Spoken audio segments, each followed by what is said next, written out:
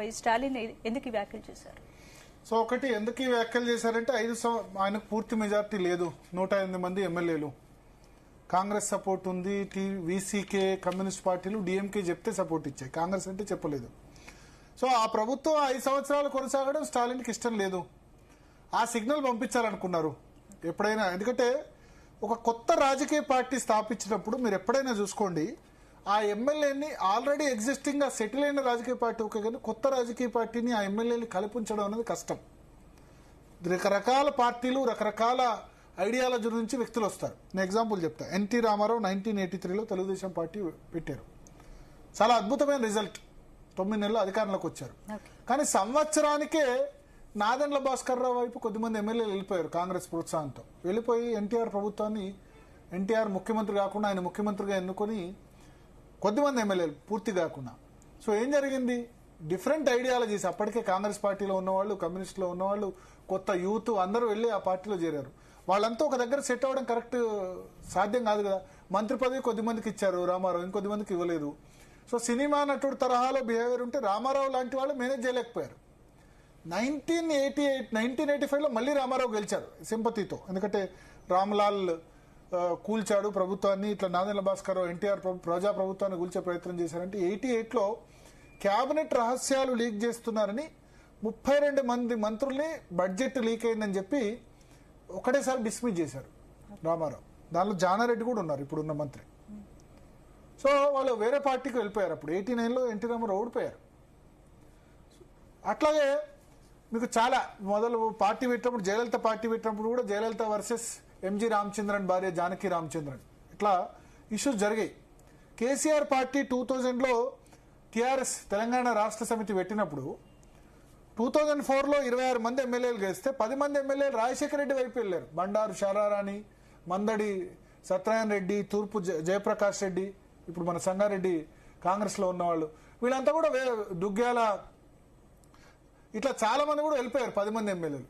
So కొత్తగా party పెట్టినప్పుడు కేసీఆర్ అప్పుడు ఉద్యమ సమయంలో పెట్టిన వాళ్ళు ఇప్పుడు ఎవరున్నారు, చాలా తక్కువ మంది కదా. కొత్త పార్టీ పెట్టినప్పుడు రకరకాల ఐడియాలజీ ఉంటుంది. ఆ లీడర్షిప్ సంబంధించి గెలిచినా సరే క్రైసిస్ ఉంటుంది. లీడర్షిప్ యాక్సెప్టబిలిటీ అన్నది అంత తొందర రాదు. సో ఇప్పుడు విజయ్కి 108 మంది ఎమ్మెల్యేలు విజయ్ సింబల్తో గెలిచారు, కానీ విజయ్ని ఫుల్ టైం పొలిటీషియన్ లో స్టాలిన్ చూడట్ల. సో ఏ పార్టీ పెట్టినా అంతే, అట్లే ఉంటది. ప్రజల మద్దతు విజయ్ పెరుగుతుండడంతో డిఎంకే డిఫెన్స్ లో పడిందా? అందుకే విజయ్ ప్రభుత్వాన్ని అస్థిరపరిచేందుకు లోపల ఏమైనా రాజకీయ ప్రజల మద్దతు ఆల్రెడీ వచ్చింది విజయ్కి, ఇప్పుడు పెరుగుతుంది లేదా అన్నది తర్వాత డిసైడ్ చేస్తుంది. అయితే స్టాలిన్ ఒక మాట అన్నారు, ఏం చెప్పారంటే ఆయన ఒక మాట, ఇన్స్టాగ్రామ్ లో ఇన్ఫ్లుయెన్స్ చేసి ముఖ్యమంత్రి పదవి అయ్యారు. చిన్న పిల్లల్ని ఇన్స్టాగ్రామ్ లో ఇన్ఫ్లుయెన్స్ చేసి సీఎం అయ్యారు.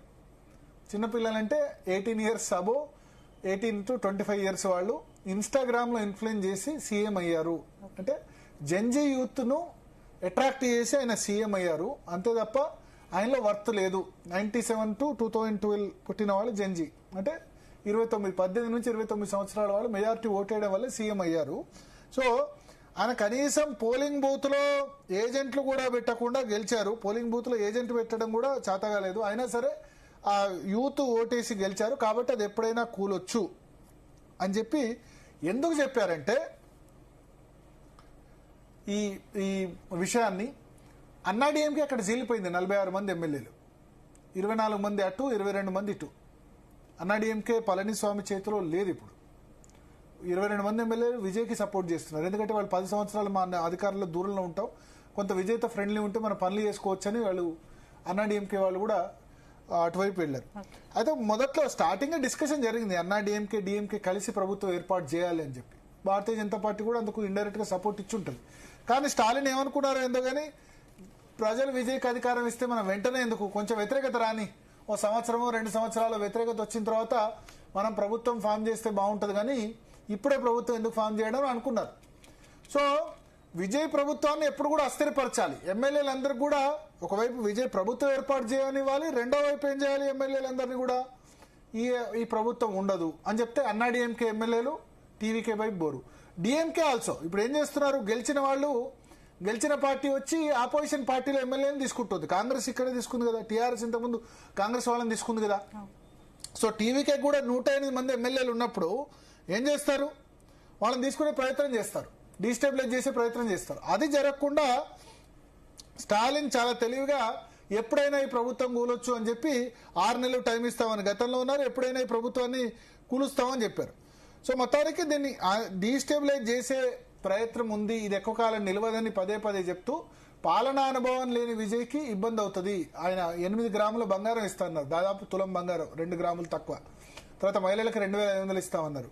ఇప్పుడున్న ఆర్థిక పరిస్థితిలో ఇది ఎట్లా సాధ్యమవుతుంది? కాబట్టి ఆయన అన్పాపులర్ చేసి టీవీకేలోనే ఇక్కడ Stalin is experience leader, AIADMK Palaniswami experience leader, డక్కా మొక్కలు తిన్నవాళ్ళు. రాజకీయాల్లో ప్రజల ఓట్లు విజయ్ గెలిచారు కానీ ఆయన ఇమ్మెచ్యూరిటీ ఎక్కడ తెలిసిందంటే 107 సింగిల్ లార్జెస్ట్ పార్టీ పోయి ఆయన ఇవ్వకుండా కాంగ్రెస్ సపోర్ట్తో పోయారు. తద్వారా గవర్నర్ 5 రోజుల పాటు ఇబ్బంది పెట్టారు. అక్కడ డైరెక్ట్గా వెళ్ళి నేను 107 నేను సింగిల్ లార్జెస్ట్ పార్టీ అని అడిగితే గవర్నర్ అవకాశం ఇచ్చేవాళ్ళు. కాంగ్రెస్ కూడా సపోర్ట్ ముందే తీసుకోవడం వల్ల 112 అయినప్పుడు సింగిల్ లార్జెస్ట్ పార్టీ కాదు, సింగిల్ లార్జెస్ట్ కూటమి కూడా కాదు, మిగతా నెంబర్స్ ఏవని అడిగారు. ఆయనే వెళ్ళుంటే 107 సింగిల్ లార్జెస్ట్ పార్టీ ఖచ్చితంగా ఇవ్వాల్సి వచ్చేది, ఆ అవకాశం ఉండేది కాదు. సో అక్కడ పొలిటికల్గా ఇమ్మెచ్యూరిటీ ఉంది కాబట్టి ఈ ఎమ్మెల్యేలందరినీ ఆయన 108 మంది గెలిచిన వాళ్ళను లేకపోతే వేరే వాళ్ళను, కాంగ్రెస్ను, వీసీకేను, కమ్యూనిస్ట్ పార్టీని వీళ్ళందరినీ సాటిస్ఫై చేయగలుగుతారా లేదా అన్న డౌట్ ఉంది. కాబట్టి పదే పదే ఏంటంటే ఆయన స్టెబిలైజ్ కావద్దు. సుస్థిర ప్రభుత్వం అయితే ఏం చేస్తాం, హార్డ్ డిసిజన్స్ ఉంటాయి. కానీ ఎమ్మెల్యేల మీద ఆధారపడిన ప్రభుత్వం అయితే పూర్తి నిర్ణయాలు, కఠిన నిర్ణయాలు తీసుకోలేరు. సో కఠిన నిర్ణయాలు తీసుకోకుండా విజయ్ని ఫెయిల్ చేద్దామని స్టాలిన్ చూస్తున్నారు. ఎట్ ది సేమ్ టైం కొత్త గవర్నమెంట్ ఫార్మేషన్కు తాము ఫ్యూచర్లో అయినా అన్నాడీఎంకేతో లేకపోతే ఇతరులతో కలిసి సిద్ధంగా ఉన్నామని. ఎందుకంటే ఇప్పుడు స్టాలిన్కి ఇది లాస్ట్ టర్మ్, 5 సంవత్సరాల తర్వాత ఆయన ఏజ్ కూడా అయిపోతుంది. కాబట్టి ఈ లోపే చీఫ్ మినిస్టర్ అవుదామని కూడా ఉంటుంది కదా.